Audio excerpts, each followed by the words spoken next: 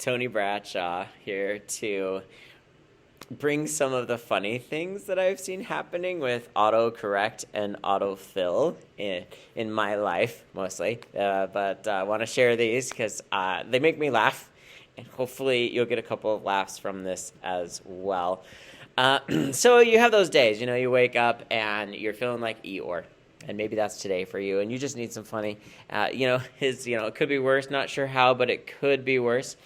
So here we go. Eeyore was a misspelling in. I don't remember my PowerPoint at this time. Please don't laugh at me. Here we go. Hungry, anyone? I was supposed to be writing in latest draft, and it auto-filled it into lady eat draft. So if you're hungry, you can just have the draft, I guess. Timon and Pumbaa. So I was typing Timon and Pumbaa for whatever reason. I don't know. I don't remember why. And it came out tampon and Puma. All right. So here's a moment when I went to type about my correction and it auto-corrected. So here I was. I was originally trying to write the word triplets. So I'm trying to put in the word triplets. It gets auto-corrected to turkeys. I'm like, turkeys? No, I'm trying to write the word triplets. And as I go to fix it, I'm putting in my notes, okay, turkey was the autocorrect of triplets, and instead, it gives me the word titlets. I'm not even sure what that is, but okay. I want the word triplets, people. I was upset, and I was saying, I'm upset at this. And it happens. I get upset about things. And it says I'm unpasteurized instead. Just autocorrect wants to be like, you can't be upset. You can be unpasteurized, but you can't be upset. I was writing leadership meeting, and then it got this extra space in there. Leads hip meeting. All right, everybody, we're going to lead with our hips today. Someone was typing in GPS. Your GPS might take you to the hospital. That's not correct. And Amy Burns here at the school replied to Steve and was like, my God would never leave me astray. Though my GPS is another story. Which, of course, was very funny to Julie Jarangetnis, as you can see. These are people here at school with me. All right, I'm setting the daily goal for the class for the day. I'm like, today, students will be able to read vowels, and it turns out students will be a lemon to read vowels. That you would be a lemon to be reading your vowels, my friends. This is a little bit too tiny for me to see what is even going on here with this autocorrect. So I don't know if I'm going to be able to zoom in or get in. It was something about the TV. It was my cousin on. Good. I zoomed in. Make sure you want mount you might knock it over when the door. This could be so many things, right? Douglas, my cousin. Make sure you want mount it, or you might knock it over when the door.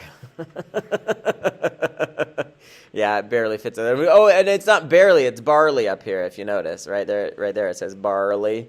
There, we're from the South now. Barley. That's like a living room sized TV, and looks like your door barely opens without hitting it. But all of us in the world are just having moments like this, aren't we? So, of course, the reply about it, Sarah said, "We need a TV. I may have gotten the biggest I could to mail.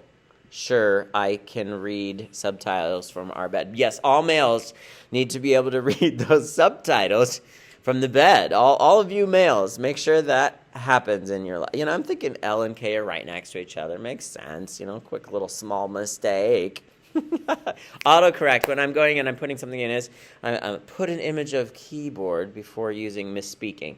And it's supposed to be, this is when I was planning to put this together. This is when I started really laughing about this whole thing. I'm just like, I'm trying to leave myself a note to show a keyboard about how, the words show up and then they autofill for you, auto-correcting as well. And I'm literally putting this plan, and I'm like, put an image of a keyboard below each misspeaking instead of spelling. I'm literally, anyway, it's the layers of this. It's really funny. I was writing about prosperity, and it came out postpartum. I wish for all of you postpartum. I put in this address, okay, right? Lyndhurst, that I put in. Lyndhurst, without the D, becomes Lyndhurst. And then Meridian becomes Michigan. And so all of a sudden, what I thought was going to be a 20-minute drive is a 20-hour series. Like, you'll be there by tomorrow. I was typing in animal orchestra and my local library keyword search. It auto corrects that over to another meal orchestra. All right, so I'm typing out what I'm gonna say to class, and I'm going to say it's time to learn about the kidney. I don't even know why. It was just something that was going to happen, and all of a sudden we're learning about Adlai Lama. I know who the Dalai Lama is. I don't know who Adlai Lama is. Oh, this is a very dear and precious story to me. This person on the right side is a very dear family friend. She stayed with us for a while when her family was going through stuff, and her dad was dealing with cancer and eventually died. And her mom eventually has passed on as well. And she was a bit old enough to be a babysitter when I was still very young, and my first memories are of her being with us as young children as the babysitter. That's what she did a lot. So Pam here was adopted, and my mom helped her to find her biological mother. And this is their first meeting, a picture of their very first meeting. And my mom, again, she's very into figuring out through DNA who's related to whom, and got these two together, and it's such a very touching story. December 26th, which was a couple of days ago, Pam was born, and her mom had to never get a hug and didn't even know it was happening. She was her baby was taken away, and now years later, these two get to be together and share the rest of their lives. Anyway, so I'm getting all this from my mom, and as you can feel, it's a touching story, and this is me and my mom right here, so you can see the other players in this whole story. This was my brother's wedding day. Boy, I used to have hair. Dang, I looked good. Huh. Anyway, so my mom sends me this message, and so I reply, and I'm like, oh my goodness, that picture of Pan with her mom made me emotional. To be that mom after all these years, to see the child that you had to give away. Oh wow, Mom, your life is such a great piece.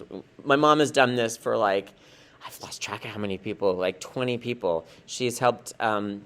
My mom was adopted, and she learned the process, and now she's helped about 20 people. I have to ask her. She's probably 27. Anyway, so I'm telling her, great job, what a masterpiece, love what you've done. And then, of course, it's intense, it's inspiring. And then now, look, autocorrect wants to change Pam's name to Pan. So anyway, so it just gets in there. Burns, you saw her earlier. So Burns and Rangel began. So Mrs. Burns and Mrs. Rangel, which, by the way, in Espanol, it's actually pronounced Rangel. I sometimes do that just to, if I'm feeling that on that particular day, I'm like, Mrs. Burns, Mrs. Rangel. Anyway, they were working on something together, and I was sending out a message to the entire school about Burns and Rangel's project or whatever, and it turned out Burnin' Angels.